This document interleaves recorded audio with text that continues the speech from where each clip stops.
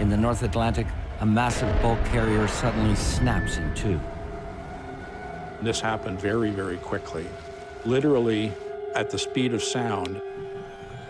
25 men are in a fight for their lives. It was so scary. The ship was definitely going to sink. Why did we lose so many people?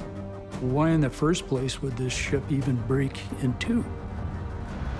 The search for answers will lead to the bottom of the ocean. Well, look at that. And a string of mysterious sinkings around the world. All of these are bulk carriers. No one knows what happened to those vessels. That's insane. They just disappeared.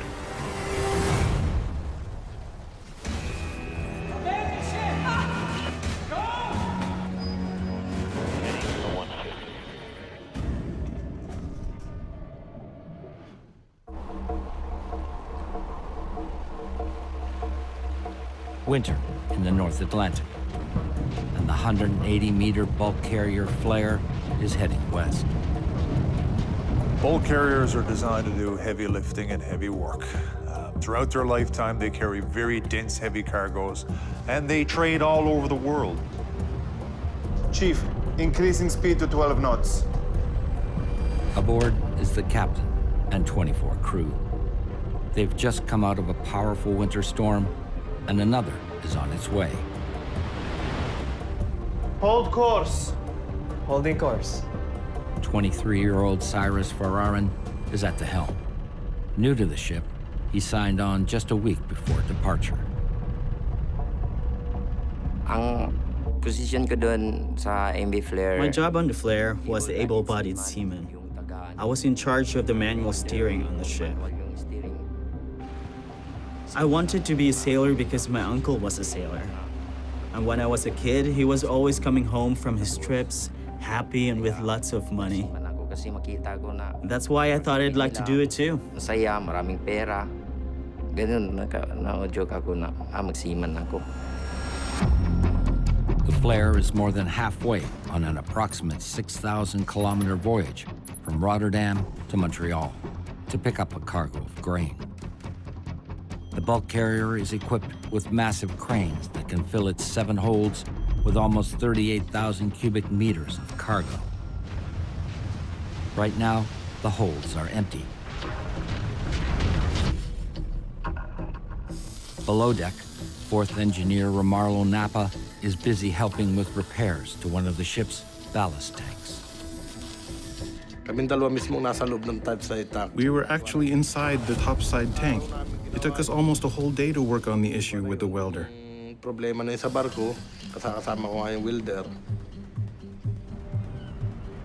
Like Cyrus, Romarlo is also new to the ship. Weeks earlier, when they joined the crew, they were welcomed by a ship's veteran, Tito Noses.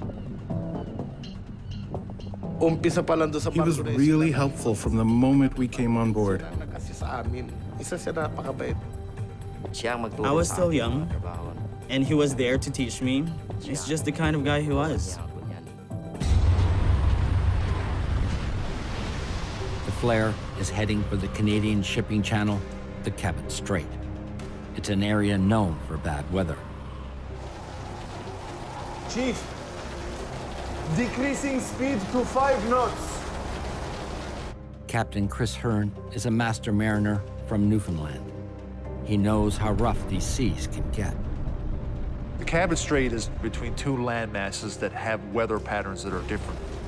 So this faster moving water on top of slower moving water, building all this energy, and whips the waves up very high.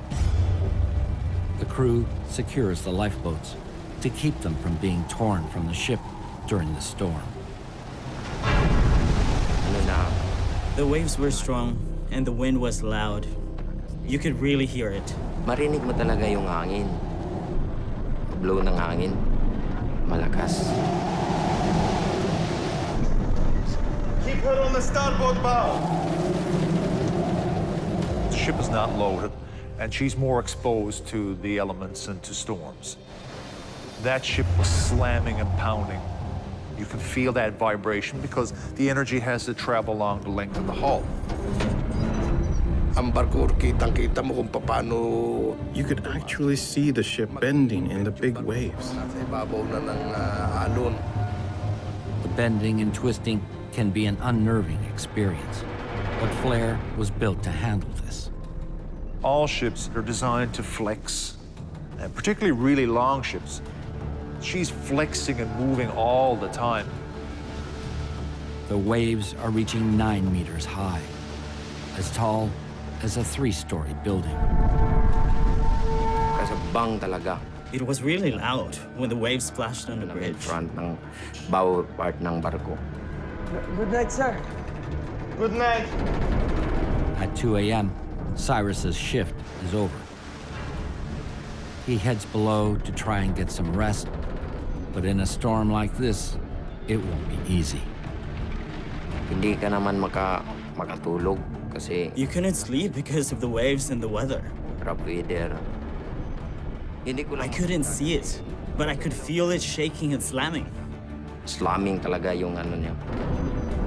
It's overspeeding too much. Hold it. In the engine room, where Marlowe and his assistant struggle to keep the ship's engine from burning out. We had to constantly adjust the speed of the engines from low speed to high speed, because when the ship goes through the waves, the stern tends to rise up out of the water.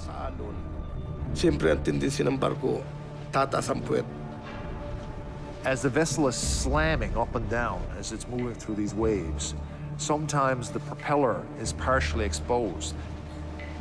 And when they come out of the water, there's no resistance.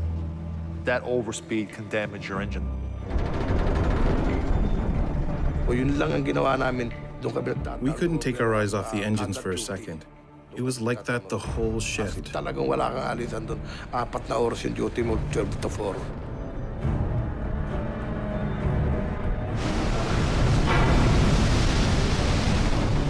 Suddenly, around 4:30 in the morning,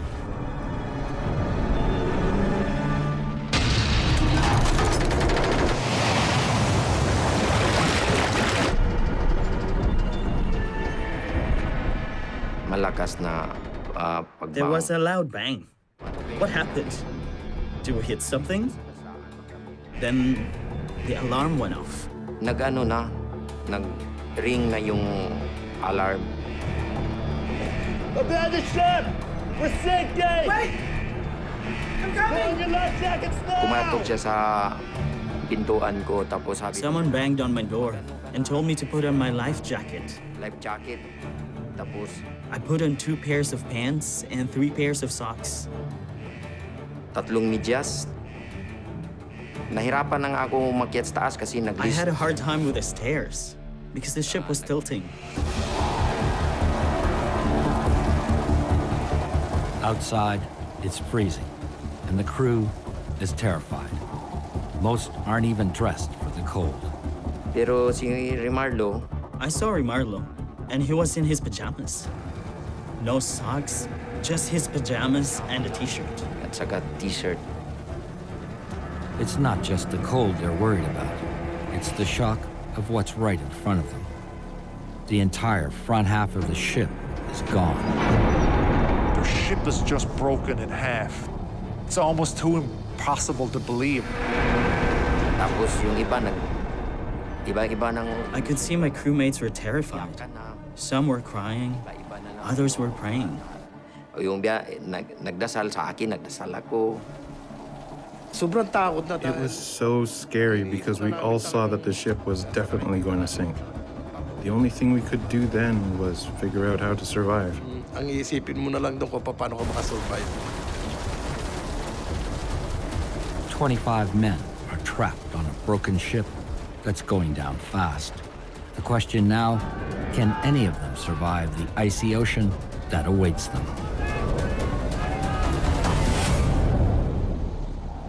Kasi ano-ano. It was just chaos.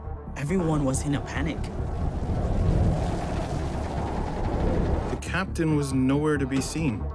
We assumed he had already gone over the side. So we just went ahead on our own. We made for the lifeboat, but we couldn't get it to launch.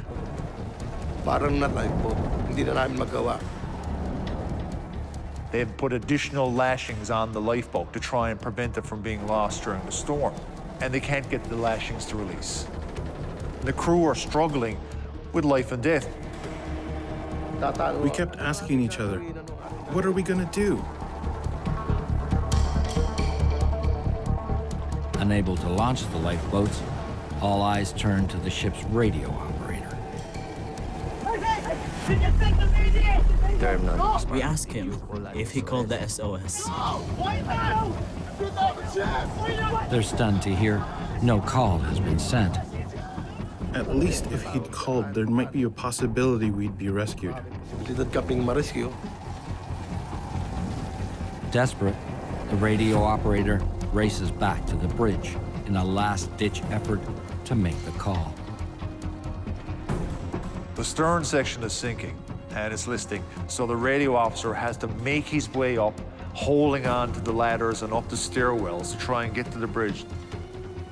The fact that he managed to do it at all is amazing.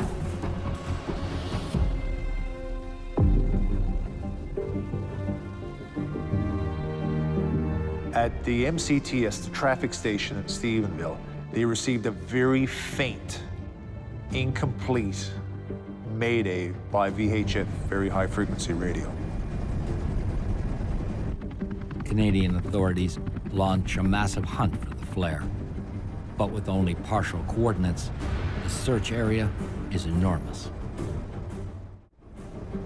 Ships, fixed-wing aircraft, and helicopters over an area of 6,000 square nautical miles to try and find where the flare is or was, and where hopefully some survivors might be.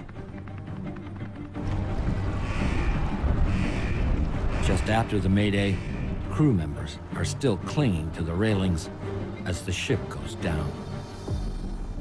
Tito, me, and the other guys, we were all on one side of the ship.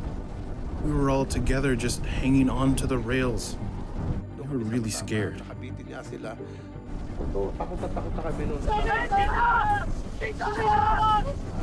Then I saw Tito let go of the railing.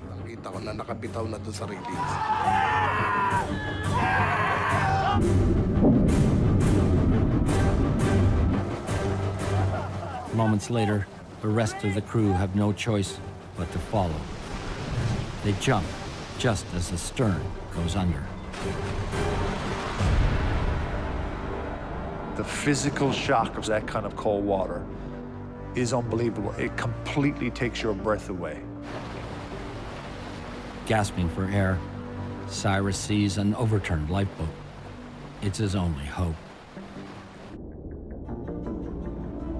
Masakit kasi yung paglangoy. The water was cold. It was really painful and hard to swim. It was really cold. But what made me even more scared than that is we were off the ship. We were in the water. There was some rope on top of the lifeboat, and I grabbed onto it. The other guys were all hunched and curled up because of the cold.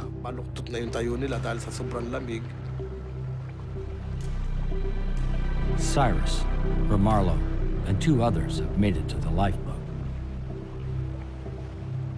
But with temperatures below freezing, just how long can they last? Hypothermia sets in. You start to lose the ability to use your fingers and be able to move your arms and legs. 2 other crewmen also make it to the lifeboat. The radio operator and Romarlo's engine room assistant. They try, but they can't hold on to the overturned hull. I just didn't have enough strength to pull him up to the lifeboat. I told him, I'm really sorry. We have to go our own separate ways.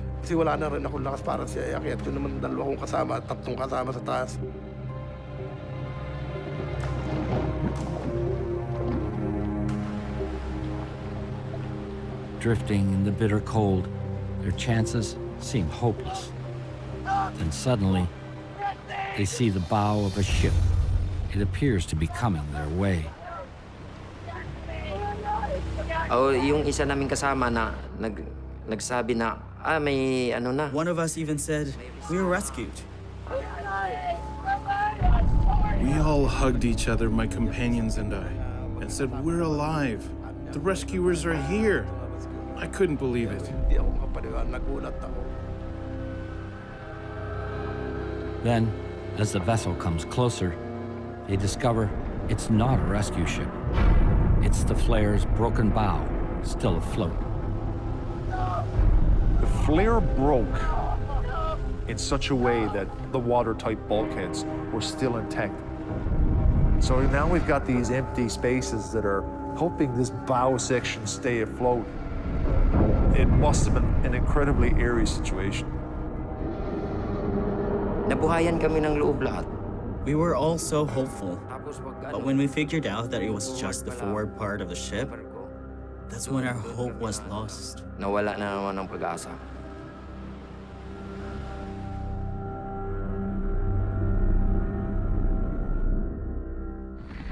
Delta Victor, that is a negative on any contact. I repeat, negative on contact.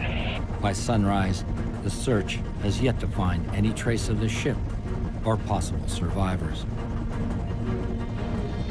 Search and rescue technicians Tony Isaacs and Paul Jackman know it's a bad sign. We know it's cold, and we're in the North Atlantic, and there's people out there that are going to need us, whether they're in a life raft, in the water, or on a boat. It's going to be cold. It was daylight, so we were kind of wondering why they haven't been found yet, because it's a fairly big asset on the water. So it was kind of troubling that nobody has seen anything yet. After more than 5 hours in the frigid water, the men are fading fast. I prayed to the Lord. I said, "Please, give me a chance to see my family again." Then, on the horizon, the search team spots something. Look! Target, 2 o'clock! Incredibly, the flare's bow section is still floating. The wreckage is found, but can the search team locate any survivors before their time runs out?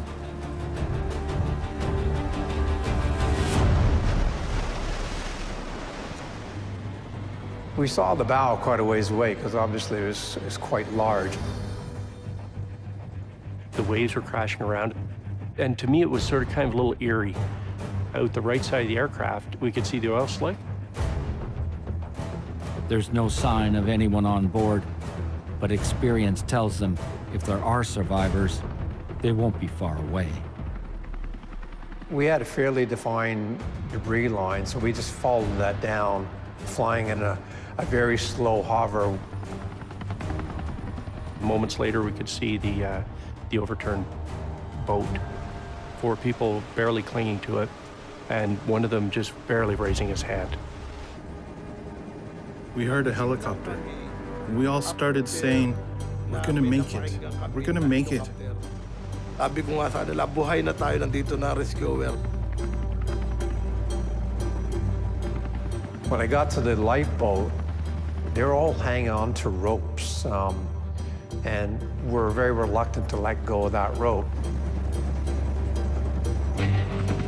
Tony's belly to belly when they're hoisting up and coming through the door. One by one, the survivors are lifted to safety. It was basically, I gotcha, and we're gone. When I brought the final survivor up, and he's basically wearing like boxer shorts, I was amazed, because I actually thought that he's wearing pants or something. But no, that's what this guy's wearing. That's how tough he was. And that he managed to survive 6 hours in North Atlantic on the 16th of January, wearing almost nothing. After 6 hours in the deadly cold, Cyrus, Romarlo, and 2 others are lucky to be alive. They're taken to the nearby island of St. Pierre for emergency medical attention. The The next thing I knew, we were being wheeled off the helicopter. There were ambulances there. Mga rescuer. Yun. One of the rescuers gave me the patch from his uniform. I was very thankful to him. Kaya nagpasalamat ako sa kanya na It was my second life. pangalawang buhay ko. While the crew receives medical attention, the search team scours the area for another day. But no other survivors are found. 21 men are dead. For the family of Tito Noses, the news comes as a terrible shock. So very hard, but we need to be strong because I know he sacrificed a lot for our children. As a child, I asked, like, why are you crying? And then she told me that, your dad already passed away. I just knew that my dad died in an accident, but not knowing how it happened. As the flare's bow continues to drift at sea, investigators with the Transportation Safety Board of Canada launch an investigation to find out what caused the ship to break apart and why so many crewmen died. Okay, gentlemen, got some aerial footage of the incident here. The first thoughts are, of course, to the crew. Your mind goes to what could have happened. It was pretty remarkable when we heard the details of what had happened to the vessel. I guess it's surreal that you've got this half a ship sort of drifting along. Why did we lose so many people? Why aren't there more survivors? Why in the first place would this ship even break in two? Investigator Leo Donati has come to Newfoundland to join former Sea Captain Bill McConey, the investigator in charge.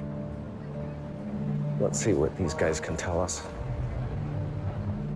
They're hoping the survivors can tell them what caused the wreck. Take us through what you saw on the ship that day. You want to interview survivors as soon as possible because our memories aren't static. They can change over time. We were in very high waters the whole time. They find out the ship faced 2 weeks of nearly constant extreme winds and heavy seas. We couldn't eat, we couldn't sleep. The waves, they are very big. Their testimony is backed by weather reports of waves as high as 16 meters, a height of a 5-story building. You know, the ship is bending like this. You capture as much information as you can. Really try to get a clear picture of all the facts, all the details. What did you see? What did you hear? Was there any sort of sound omitted when this happened? It's like a big boom! During the night of the accident, they heard a really loud bang. Clearly, that's when the vessel split apart. Survivors heard the same ear-splitting sound, but none of them saw what caused it. How can a ship that big simply break in half? That's what we're here to find out.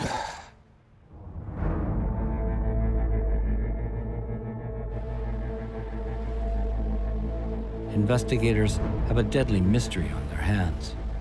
They also have unusual evidence. Imagery of the flare's broken bow taken over a 4-day period before it eventually sank. Unbelievable. You definitely need to take a closer look at this. John Garstang is a mechanical engineer and expert in metal failure analysis. He believes the imagery may hold clues to why the massive ship snapped in half. You can actually pull out a tremendous amount of information from imagery. Photographs and video are very valuable from an investigative point of view. It's a really clean fracture. As he examines the edge of the break, Garstang makes a surprising discovery. It's almost like I had a knife and a scalpel and I cut quite precisely and it just came apart. This type of break is known as a brittle fracture.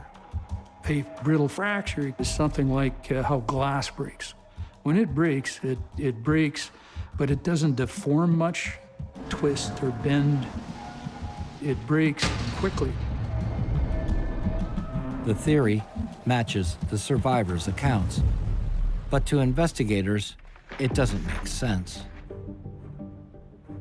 It says here this is made with grade D steel. Which means it's not supposed to snap. Like many bulk carriers, Flair's deck and upper hull are constructed from fracture-resistant steel. It's made to be flexible, not brittle, so it can bend and twist to absorb the punishment of heavy seas. This ship has got metal that should be behaving in a ductile manner, absorbing more energy. Something like if I had a piece of licorice and I pulled on it and bent, it would deform, narrow down before it breaks. So we're seeing things that are unexpected that we don't understand. Doesn't make any sense. Investigators find themselves with a deeper mystery to solve. Keep it on the starboard bow. Why did a ship designed to flex and bend fail when the crew needed it most? How can this ductile material behave brittly? We're still trying to figure this out. There's something else going on. Looking for answers, investigators examine the ship's history and how it was operated. The Flair was built in 1972, so at the time of the occurrence, it was 26 years old, which for a bulk carrier is probably about 8 years past his normal service life. Pretty old for a bulk carrier. Investigator Ken Potter is a marine safety analyst on the team. Bulk carriers do lead a tough life, and some of the materials they're carrying can be very hard on the vessel. For example, iron ore comes on board in pellets that are often very hot, and they're discharged with big grab buckets that actually can damage the vessel itself. There can be tremendous forces imposed on the hull by heavy cargoes like that stress the ship, sometimes beyond its limits. The Flair has had a long and brutal service life. Here's something. What do you got? It turns out that bulk carriers like Flair also have a deadly history. Over the previous 7 years, a total of 99 bulk carriers were lost, taking with them over 650 lives. All of these are bulk carriers. That's insane. The numbers are shocking. On average, that's roughly one bulk carrier would be lost a month. They would occur so suddenly, sometimes there was no maydays. The investigators consider a terrifying possibility. Other bulk carriers may also have snapped in half. No one knows what happened to those vessels. The crew didn't survive. They disappeared. If they're right, other bulk carriers may be in danger. Searching for a new lead, investigators find one in the port of Rotterdam in the Netherlands. It's here where the Flair's final voyage began. We had to talk to the pilot in Rotterdam that had guided the ship out of Rotterdam. Bill McConney? Thanks for taking the time to talk to me. Absolutely. How can I assist you? Well, the role of the pilot is to safely guide the vessel out of port. He was an important source of information. I know it was a while ago. Harbor pilots navigate thousands of ships out of this port each year. But something about the Flair stood out. The Flair, yes. I do remember the ship. She was empty. I also remember she had a light forward draft on her. A light forward draft means the bow of the ship floats high out of the water, perfectly safe when seas are calm, but in a storm, it can cause serious problems. Picture a vessel as a teeter-totter. Then in this case, a 700-foot-long teeter-totter, and the bow teeter-totters or tips forward into the trough. It comes down with a bang. Over time, this can damage the ship. With the continual pounding through the waves, you get bending this way, then bending back that way. Bending this way, bending back that way. Much like a paper clip being bent back and forth. It can start to fatigue and then crack and fail. Investigators wonder if Flair's bow was riding too high in heavy seas. Chief, decreasing speed to 5 knots. And did the continual pounding ultimately cause it to snap? To reduce stresses to the hull in big waves, seawater is pumped into a ship's ballast tanks. The weight makes it sit lower in the water to provide a smoother ride in the waves. Keep her on the starboard bow. Investigators know the Flair left port in an extremely light condition. What they don't know is how much ballast the captain had added to the tanks just before the ship broke in half. We knew she was empty, so how much ballast, where it was placed, was very important for us to find out. They come up with an ingenious way to find out. Look at how the ice is formed. By looking at images of the Flair's main deck. You see those square edges? You can see where there is snow and ice patterns. And that was very valuable to assist us in determining ballast, because if you have water ballast, it contains heat longer than an empty air tank. A ballast tank full of seawater retains enough heat to melt the snow that lands on its surface. Empty tanks will get colder and allow snow and even ice to build up on the decks above. There's not enough seawater in these tanks. You can see on the imagery where there is snow and ice because that tank was most likely empty. Why go into a storm with empty tanks? It doesn't make sense. As they search for an answer, something catches their attention. In Flair's last survey, most of the ship's ballast tanks were found to be severely corroded and in need of repair. In particular, there were some repairs that were being done in some of the upper wing tanks, and that would require them to remove the ballast water in order to effect those repairs. They'd been given what's known as a condition of class. That is a specific period of time in which they're allowed to continue to sail, but must have the repairs done. They've only got weeks to get the repairs done. That's a lot of pressure. Captain has to think to himself, okay, what is the nature of the repair? Is it dangerous? Like, do I think that I should sail this ship? And in reflection, he makes a decision that we can do this. With time running out, some repairs were to be done at sea, but the North Atlantic had other ideas. The weather conditions they experienced, the heavy seas, the storm and near hurricane force winds would have made it very, very difficult to conduct any repairs on the voyage. It's possible unfinished repairs meant some ballast tanks couldn't be filled and left the already empty ship pounding heavily through raging seas. Did the force of a massive wave simply rip the ship apart? A closer look at Flair's plans shows it was built to take the worst any ocean has to offer. It was strengthened, its hull was strengthened to take ore. So this vessel was stronger than other bulk carriers at the time, yet it catastrophically failed while empty.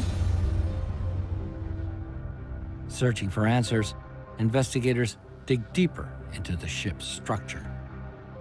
Maybe there was a problem that we couldn't see on the imagery, so we really are in a position now, you can't answer this unless you get eyes on the wreckage itself and analyze it.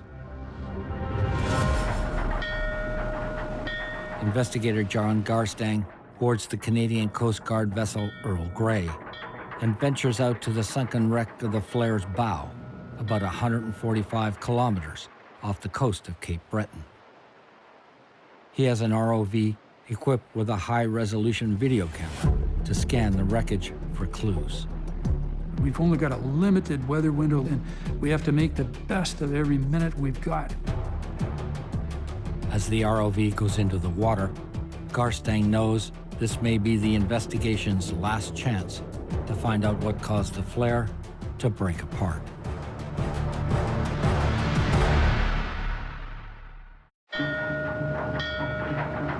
Investigator John Garstang watches the ROV descend towards the wreckage of Flare's bow section. Months of investigation hinge on whatever physical evidence he can find.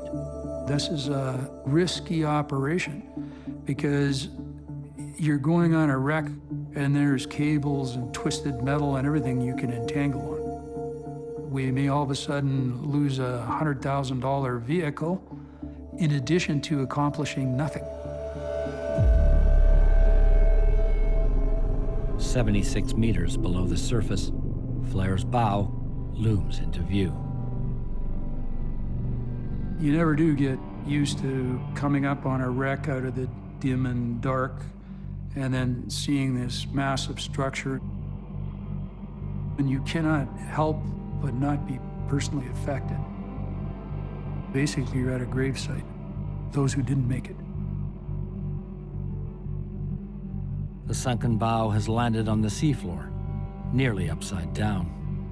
It actually rolled and was upside down to show us the stuff we couldn't see when it was floating. Okay, move in. Right there. As the hull fracture comes into view edge on, Garstang sees a series of telltale markings within the thickness of the steel. To our surprise, we start encountering clamshell marks, which are characteristic or indicative of fatigue cracks. These small fatigue cracks have an identifiable clamshell pattern that can be caused by the continued flexing of steel over time. Those lines that make up that series of concentric marks are actually crack arrest lines, where the crack would advance, stop, advance, stop, advance, stop in little increments, so it's slowly growing. This could be where it all started. Growing inside the steel, these fatigue cracks were all but invisible to Flare's captain and crew. Here, there's more. That we kept finding more cracks, then more cracks. They're small, but those crack patterns and cracks are ticking time bombs. All these cracks are starting getting bigger, joining, eventually joining to the point that they're critical in size.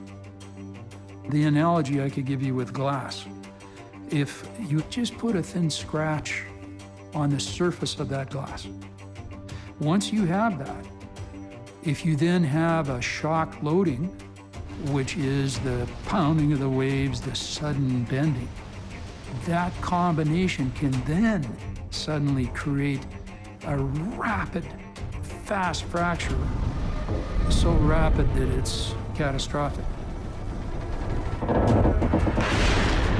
The actual crack on board the flare would have started and propagated all the way around the hull in fractions of a second, literally at the speed of sound. 6 months after the sinking of the bulk carrier Flare, investigators have found their smoking gun. And signs of corrosion on some fatigue cracks reveal they may have been growing for years. Maybe it might take a year, 2 years, those cracks slowly progressing, the right circumstances, and then catastrophic failure, as we saw in the Flare.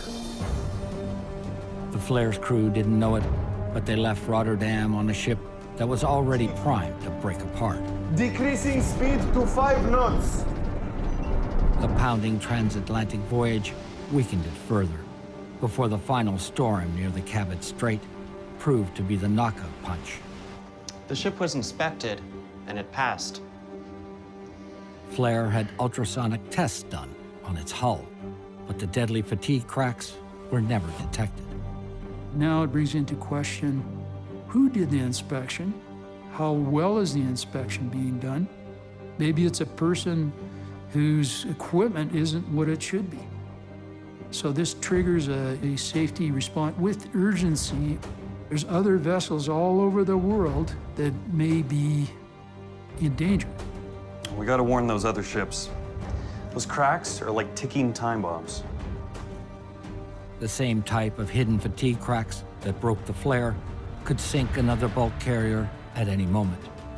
The question now, can investigators get the message out before it's too late?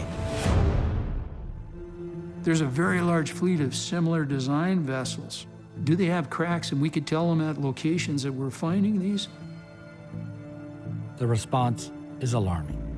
14 bulk carriers, similar to Flare, are immediately flagged as high risk.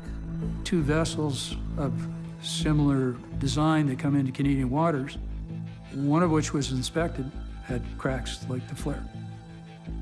If they were not found, just as they were not found in the Flare, the same catastrophic thing could have happened to that vessel.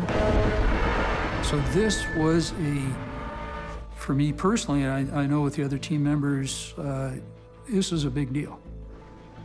The need to improve inspections isn't the industry's only wake-up call. The night of the disaster, none of the crew were seen wearing immersion suits when they abandoned ship. The insulated neoprene suits are designed to help victims survive on the open ocean. It's not uncommon for seamen or crew on ships to actually prepare themselves for an emergency like that. And I will say myself, I have been in situations where I've had my survival suit out of the closet just in case something happened. Immersion suits are standard issue on Canadian ships, but other countries have different rules. Thank you for meeting with me. Chief Investigator Bill McConey travels to Greece to question the Flare's owners. I'd like to talk to you about the Flare. In particular, I'd like to talk about the number of immersion suits. There are 6 survival suits on board, as required by law. 25 guys. What are they supposed to do? Draw straws? It was a bit of a shocker for me to learn that international regulations did not call for survival suits for all of the crew.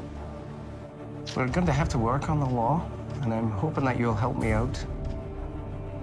With thousands of ships working bitterly cold oceans every day, investigators know the rules have to change, or more seafarers will die. I'll be in touch. To make their case, they use data on cold water survival developed for the Canadian military. We use a computer model that can simulate the various scenarios. We could put information about water temperatures, air temperatures, the type of clothing that was worn, whether or not they had life jackets. Would these individuals have survived? Had they been given immersion suits? They then compare the predicted survival times with or without a survival suit. The individuals with lighter clothing would have survived around 2 to 2.5 hours.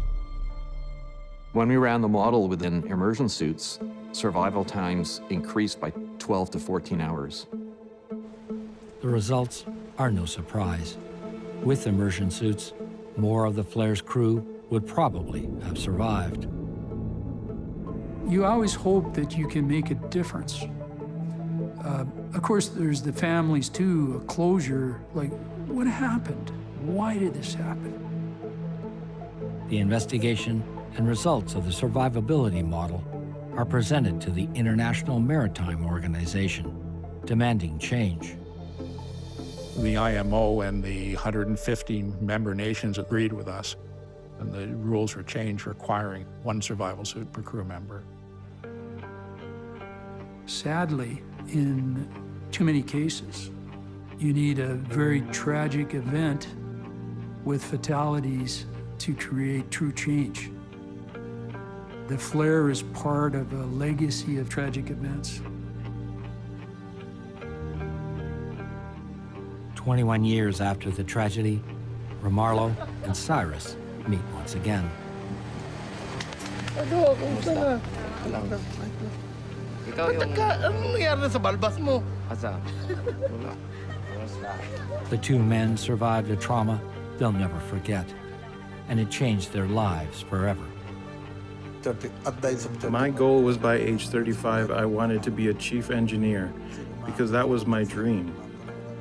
Not anymore. I never went aboard a ship ever again. Tumigil lang. Since then, they've enjoyed watching their families grow, but most of their crewmates weren't so lucky. It should have been avoided.